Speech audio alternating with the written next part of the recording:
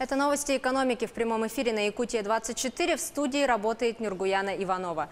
Якутия получит 287 миллионов рублей на развитие фермерства и сельского предпринимательства. Эту сумму регион получит из федерального бюджета в течение 3 лет, начиная с этого года. Соответствующее распоряжение подписал премьер-министр Российской Федерации Дмитрий Медведев. Всего до 2021 года на эти цели 83 субъектам страны выделят около 14 миллиардов рублей.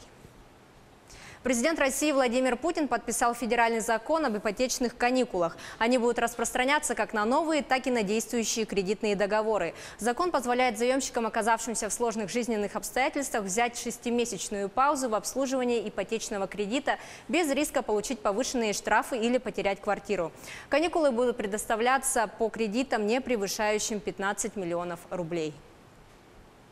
Трехдневная рабочая неделя и 4 выходных дня ожидают россиян на этой неделе в связи с празднованием 9 мая Дня Победы. В Федеральной службе по труду и занятости отметили, что продолжительность рабочего дня 8 мая сокращается на 1 час.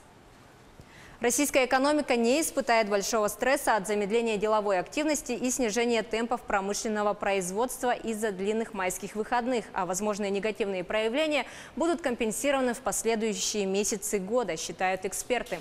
На большинство секторов экономики календарный фактор влияния не оказывает. Например, у потребительских расходов его нет. От количества рабочих дней люди не станут меньше есть или больше покупать, но негативный эффект может возникнуть в мае в отношении промпроизводства, доля которого ВВП составляет 20%, отмечают аналитики.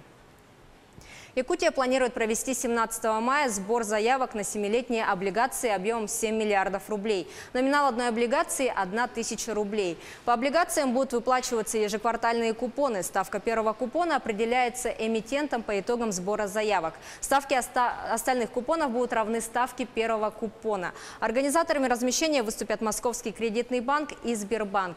В предыдущий раз Якутия выходила на первичный долговой рынок. В октябре прошлого года она разместила 7-летние облигации на сумму 6 миллиардов рублей по ставке 8,95% годовых.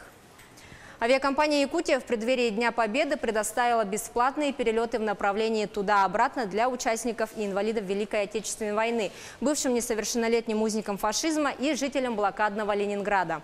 Данная категория пассажиров может воспользоваться бесплатными перелетами по территории Якутии и России. В рамках акции «День Победы» авиаперевозчик дополнительно предоставляет льготный билет с 85% скидкой для одного сопровождающего. Билеты можно приобрести и воспользоваться до 15 мая. Компания «Алроса» объявила запрос предложений по страхованию имущества компании и ее дочерних обществ, машины и оборудования, а также риска перерывов в производстве. Общая страховая сумма превышает 690 миллиардов рублей.